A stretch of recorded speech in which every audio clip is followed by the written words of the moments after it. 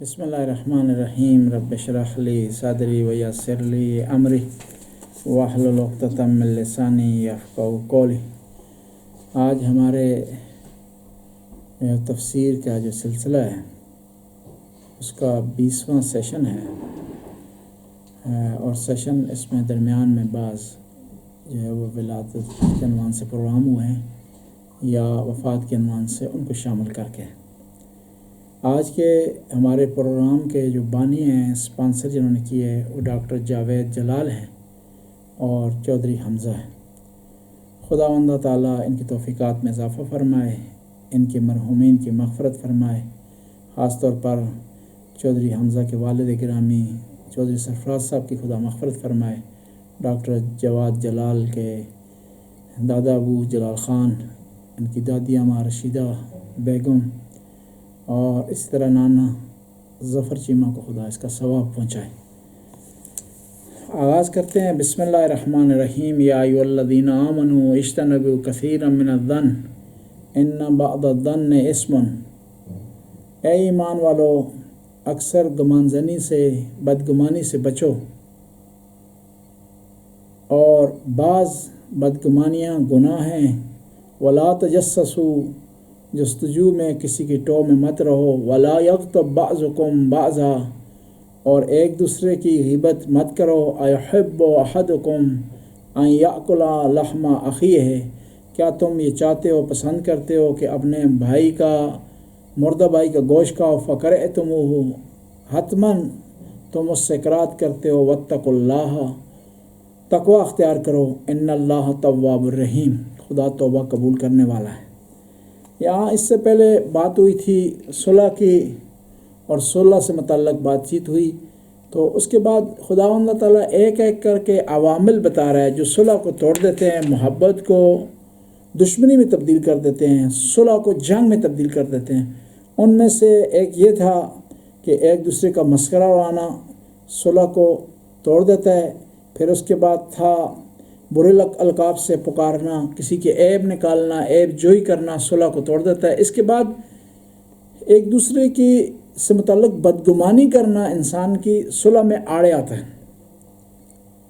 اسلام واحد و مذہب ہے، خدا کی شریعت واحد و شریعت ہے جو انسان کے مال کی، جان کی اور آبرو کی حفاظت کر کے تھی۔ کوئی دنیا کا قانون ایسا نہیں ہے جو انسان کی عزت کے بارے میں اس طرح خیال رکھے، اس طرح اس کی پاسداری کرے جس طرح اسلام کرتا ہے۔ اور بدگمانی کے بارے میں بہت سخت احادیث آئی ہیں۔ بدگمانی انسان کو بعض اوقات گناہ کی طرف آگے بڑھا دیتی ہے، اور بدگمانی بعض اوقات رشتے توڑ دیتی ہے۔ بدگمانی کی 3 قسمیں بتائی ہیں۔ بدگمانیاں اچھی ہیں۔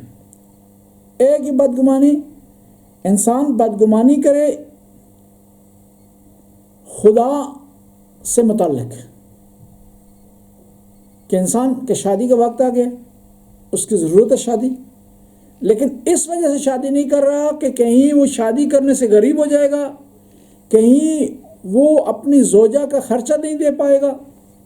یہ بدگمانی اس لحاظ سے بری ہے، وہ خدا جو ایک کو دے رہا ہے وہ 2 کو بھی دے گا۔ ان یکونوا فقراء یغنیہم اللہ من فضلہ، تم شادی کرو اور اگر فقیر ہو، غریب ہو، تو خدا اپنے فضل سے تمہیں بے نیاز کر دے گا، تمہیں عطا کر دے گا، تمہیں مالا مال کر دے گا، تمہاری جھولیاں بھر دے گا، لیکن بشرط ہے کہ خدا سے متعلق بدگمانی نہ ہو بلکہ خوش گمانی ہو۔ دوسرا، لوگوں سے متعلق بدگمانی کرنا، لوگوں سے متعلق سوء ظن کرنا، اس کی سخت ممانعت آئی۔ ایک آدمی راستے پر چل رہا ہے، فوراً آپ بدگمانی کریں کہ یہ گناہ کی طرف چل رہا ہے۔ ایک آدمی کو آپ نے کسی غلط جگہ پر دیکھا ہے لیکن گناہ کرتے ہوئے نہیں دیکھا، یہ بدگمانی ہے کہ آپ اس کے متعلق یہ ذہن میں سوچیں کہ گناہ کے لیے وہاں گیا ہوا تھا۔ 2 افراد کو ساتھ چلتے ہوئے دیکھ رہے ہیں، مرد و زن کو فوراً بدگمانی آپ کے ذہن میں آتی ہے کہ اس کے ممکن ہے اس کے غلط تعلقات ہوں.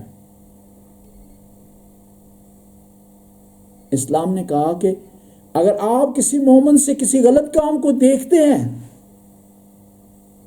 پہلے اپنے کانوں اپنی آنکھوں پر شک کریں کہ آپ نے نہیں دیکھا، آنکھوں نے غلط دیکھا ہے، کانوں نے غلط سنا ہے، اور پھر شریعت میں ہے کہ 70 توجیہ اس کی کریں، اور 70 توجیہ کرنے کے بعد پھر بھی مومن کو بدگمانی سے نہ بچا سکیں تو اپنے آپ کو ملامت کریں کہ خدایا میں کتنا بدبخت ہوں، ایک مومن میری بدگمانی سے نہیں بچ سکا. پہلی بدگمانی خدا سے متعلق وہ بھی صحیح نہیں ہے، گناہ ہے. دوسری بدگمانی لوگوں سے متعلق، خدا کی مخلوق سے متعلق. مثلا آپ دیکھ رہے ہیں کہ ایک آدمی میں ایک گھر میں کوئی آدمی جا رہا ہے، مہمان کسی کیا ہے،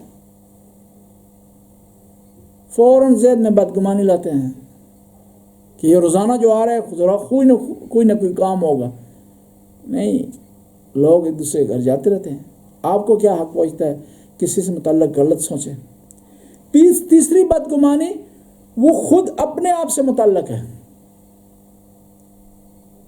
کہ انسان اپنے متعلق بدگمان ہو اور پھر اس بدگمانی کی بنیاد پر اچھا ہونے کی کوشش کرے کہ آج جو میرا دن گزرا ہے مجھے ایک قرآن کا سپارہ پڑھنا چاہیے تھا، نہیں پڑھا، مکمل کریں. آج جو دن گزرا ہے میں نے والدہ کو فون نہیں کیا، مجھے روزانہ والدہ کو فون کرنا چاہیے. آج جو میرا دن گزرا ہے میں نے گھر والوں سے بد اخلاقی کی ہے، اور یہ بدگمانی ذہن میں ہو کہ ممکن ہے کل کو یہ بد اخلاقی ہو، ممکن ہے یہ بد اخلاقی مجھ سے سرزد ہو، تو کوشش کریں اس بدگمانی کے درمیان کی بنیاد پر اپنے کام صحیح کرنے کی کوشش کریں.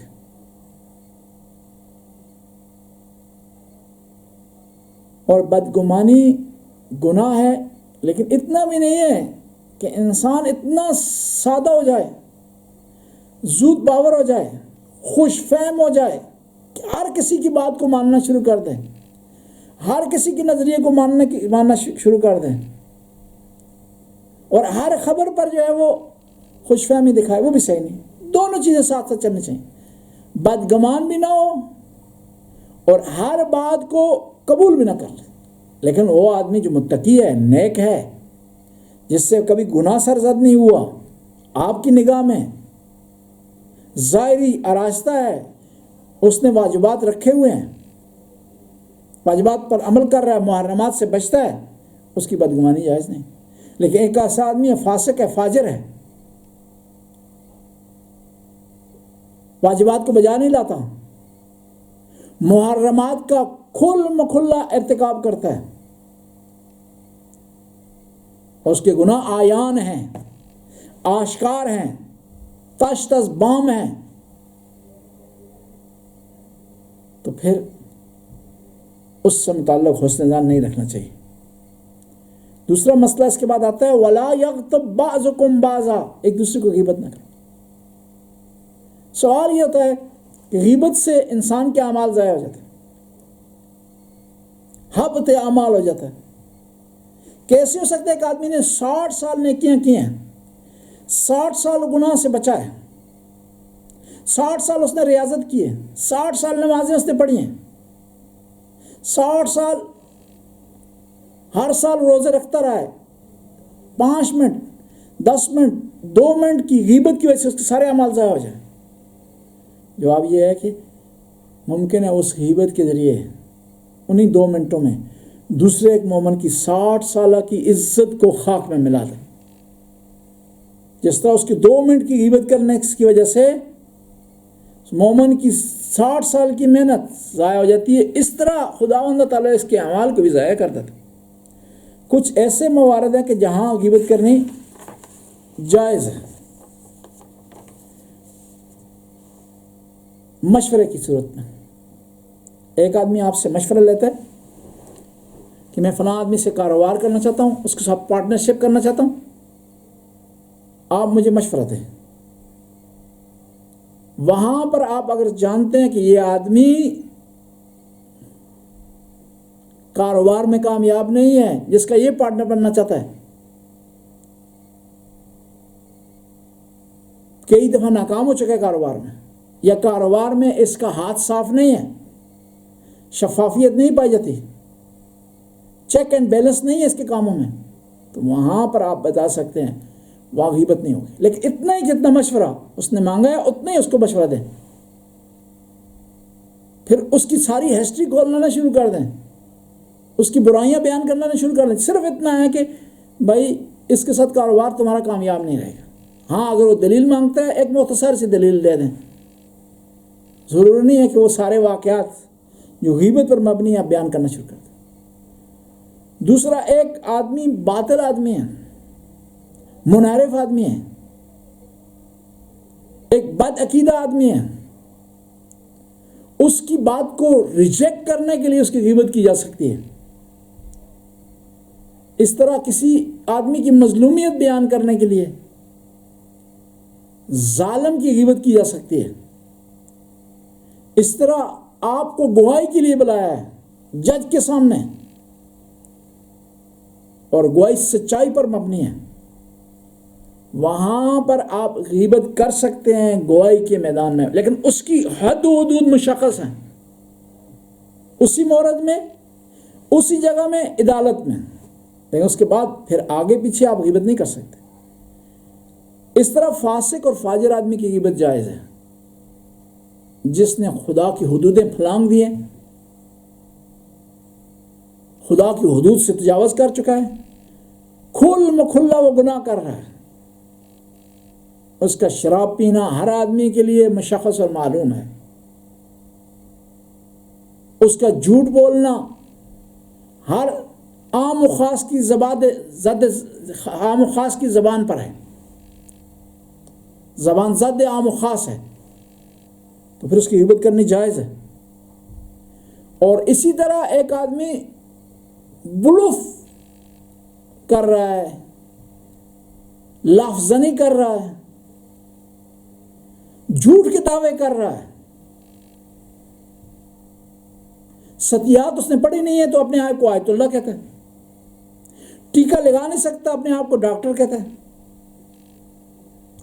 ایم اے اور بی اے اس نے کیا نہیں تو اپنے آپ کو پی ایچ ڈی کہہ رہا ہے، پھر وہاں پر اس کی غیبت کی جا سکتی ہے حقائق روشن کرنے کے لیے، تاکہ مسلمان اس کے دھوکے میں آ کر اس کی باتوں پر عمل کرنا شروع کر دیں، پھر اس کی پیٹھ پیچھے بات کی جا سکتی ہے، پھر اس کی غیبت کی جا سکتی ہے۔ لیکن اس کے علاوہ غیبت کرنی کسی مومن کی جائز نہیں ہے۔ وہ قرآن نے بڑی پیاری مثال دی ہے کہ غیبت کرنا اس طرح ہے جس طرح مردہ بائی کا گوشت کھانا ہے، زندہ کا ہو گوشت کٹے تو کمپنسیشن ہو جاتی ہے، اس کی تلافی ہو جاتی ہے، زخم بھر جاتا ہے، لیکن مردہ کا گوشت کاٹ دیا جائے تو زخم نہیں بھرتا۔ اس طرح جب مومن کی غیبت کی جائے اس کی تلافی نہیں ہوتی۔ اللہم صلی علی محمد و آل محمد، یا علیم یا علیم یا غفور یا رحیم۔ یا اللہ اس قلیل سی عبادت کو قبول و منظور فرما، ہمارے گناہوں سے درگزر فرما، نیک کام کرنے کی توفیق عطا فرما، برائیوں سے بچنے کی توفیق عطا فرما۔ یا اللہ تیری بارگاہ میں ہم عاجزی سے عرض کرتے ہیں، یا اللہ یا اللہ یا اللہ یا اللہ ہمارے گناہوں کی بخشش فرما۔ یا اللہ آج کے پروگرام کے بانی ہیں ڈاکٹر جواد جلال، خدا ان کے دادا ابو، دادی اماں، نانا ابو کی مغفرت فرما۔ یا اللہ ان کے دادا ابو جلال خان اور دادی اماں رشیدہ بیگم اور نانا ابو ظفر چیمہ کی مغفرت فرما۔ خدا اسی طرح چودھری حمزہ کے والد گرامی چودھری سرفراز کی مغفرت فرما، ان کے درجات کو بلند فرما۔ یا اللہ ان کی نیکیوں میں اضافہ فرما۔ یا اللہ تو غفور رحیم ہے، ان حضرات کی قبروں کو منور فرما۔ یا اللہ تو غفور رحیم، رحم کرنے والا ہے، کرم کرنے والا ہے۔